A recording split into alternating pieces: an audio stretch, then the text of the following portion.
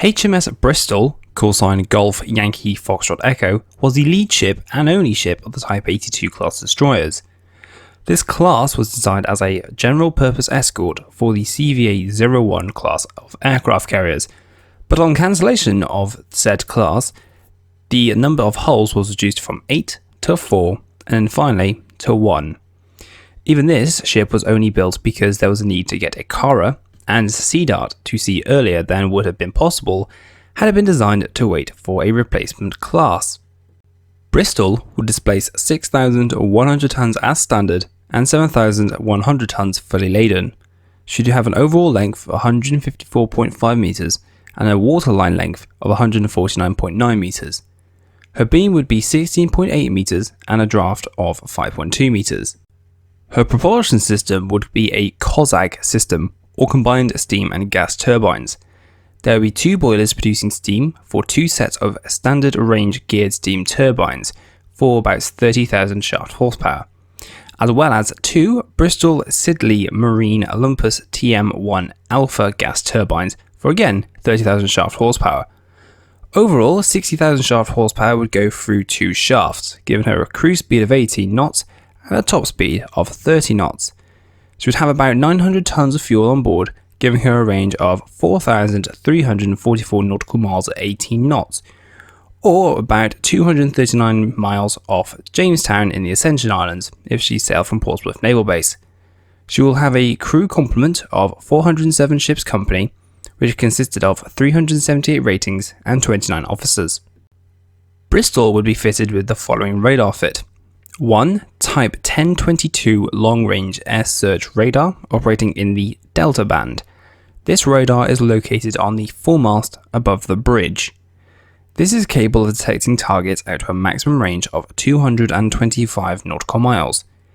It was capable of 6 to 8 rotations per minute and gave a peak output of 150 kilowatts.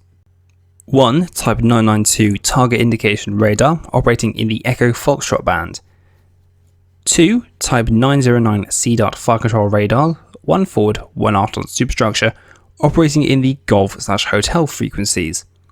Type 978 Sea Surge radar, on top of the mainmast. This operated in the India band frequency. It has a maximum range of about 40 nautical miles and is based off the commercial Decca 45 radar. 1. Type 1006 navigational radar operating in the India band. It has a range of 30 nautical miles and is mounted atop of the bridge roof. 1. Type 184M hull-mounted sonar and 1 Type 162M bottom profiling sonar. Bristol's weapon fit would be as follows. 1. BAE Systems Mark 8 4.5-inch 55 caliber dual-purpose gun, capable of 25 rounds per minute out to 11.8 nautical miles, with a traverse of 270 degrees and a maximum elevation of 65 degrees. This weapon is an auto-reload weapon system and is fired from the ops room. 1. Ikara anti-submarine warfare missile launcher with 32 rounds on board. This was capable of firing out to 10 nautical miles. It fires at a 55 degree elevation with a maximum speed of 443 miles per hour. This is a command-driven weapon system and is located in a well deck just forward of the 909 fire control radar.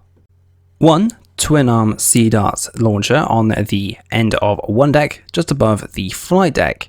This has 40 rounds on board. Sea Dart is capable of Mark 3 out of 40 nautical miles, and its secondary role is in the anti-ship role.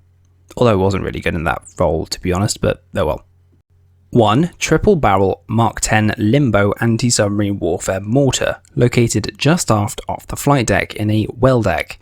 This has an effective range out to 914 meters and would later be removed and turned into a swimming pool. And finally, 2 twin 20mm Orlecan anti-aircraft guns, capable of 450 rounds per minute out to 1,000 yards at a muzzle velocity of 820 meters. Bristol would be the only ship of her class. 2 aspects would affect her further construction beyond the lead ship. These were the cancellation of the CVA-01s, but also the high cost of Bristol herself. Although she wasn't laid down until the 15th of November 1967, over a year and a half after the 1966 SDSR cancelled her sister ships. She would be launched on the 30th of June 1969, and Bristol would start trials on the 10th of April 1972. She would then subsequently be commissioned just under a year later. Although designed as an anti-air warfare destroyer, or light cruiser if you want to call it that, she did actually have a reasonable anti-submarine warfare system, although she wouldn't be able to carry a helicopter, so in a sense she would still be reliant on the carriers for helos, which subsequently never came. Despite introducing various new systems, the role for which Bristol was designed for never materialised. She faced the problem of entering a navy that had no operational role or requirement for her, and that faced a rapidly changing priorities. This single, large ship was manpower and maintenance intensive and was not fitted to standard requirement for frontline deployment.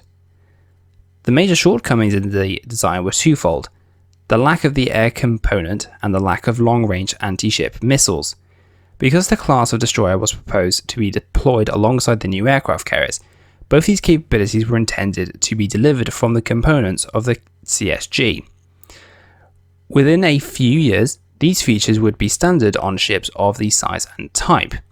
The deficiencies limited her to squadron duties rather than essentially on individual patrols, and Bristol was usually seen as something as a large white elephant. Bristol spent most of her service in the 1970s trialling and building up experience on the new weapon systems as well as the new computer systems installed on board. A major boiler fire in 1974 destroyed the steam plant. Now, older ships may have been crippled by this, but Bristol was able to operate for 3 years using only her gas turbine plant, demonstrating the flexibility and utility of the gas turbines. The steam plant was repaired in 1976, and was not until 1979 that she would be fitted out for frontline service with ECM, Corvus countermeasure launchers, and a pair of World War II era Orlokan 20mm guns. During the same refit, the Limbo weapon system was removed, and the well was subsequently saw service as a makeshift swimming pool. Because apparently the Oggin wasn't good enough, they had to have a second one. Every ship has a silver lining, and thanks to her size, Bristol was suitable to be used as a flagship, as she could embark the extra staff required for the role. As such, she served as the Royal Navy flagship during exercise Ocean Safari 81. Now, after a short refit, during which the mortar well was plated over to allow the landing of large helicopters on the quarterdeck, she joined the Royal Navy Task Group in the South Atlantic for the 1982 Falklands War as a component of the Carrier Battle Group. After the conflict, she remained in stew as flagship of the remaining Royal Navy forces, and on return to the UK, she entered a refit, and the lessons learned of the conflict, she had her light anti-aircraft guns augmented with a pair of twin Orlokan 30mm guns and a single pair of Orlokan 20mm guns. The SRBOC countermeasure launchers were also added to augment the elderly Corvus launchers. When she returned back from the Falklands, it was kind of understood that the Royal Navy had lost a few hulls, and such they decided to keep Bristol in service, where she made a few overseas deployments until she was paid off for refit in 1984. Another boiler explosion when entering refit caused extensive damage and had to be repaired. The major work undertaken in this refit was to replace the obsolete radar, the Type 965, with the new radar of the Type 1022 for long-range air search duties. In addition, the Akara missile system was removed and it was intended to be replaced by 2 triple STWS-1 launchers for 324mm anti-submarine torpedoes, although this was actually... By 1987, she became part of the Dartmouth Training Squadron, for which duties she had extra accommodation and classrooms added in former Akara and Limbo spaces. In 1990, she departed on a 6-month round-the-world Endeavour 90 training cruise, in company with HMS Ariadne and Minerva. She returned to Her Majesty's Naval Base Portsmouth on July 13th. She was then subsequently withdrawn from service on the 14th of June 1991, and configured into her current role in 1993, as a replacement for HMS Kent as the static training ship at HMS Excellent, a shore facility in Portsmouth. By 1987, she became part of the Dartmouth Training Squadron, for which duties she had extra accommodation and classrooms added in former Ikara and Limbo spaces. In 1990, she departed for a 6-month round-the-world Endeavour 90 training cruise, in company with HMS Ariadne and Minerva. She returned to Her Majesty's Naval Base Portsmouth on July 13th.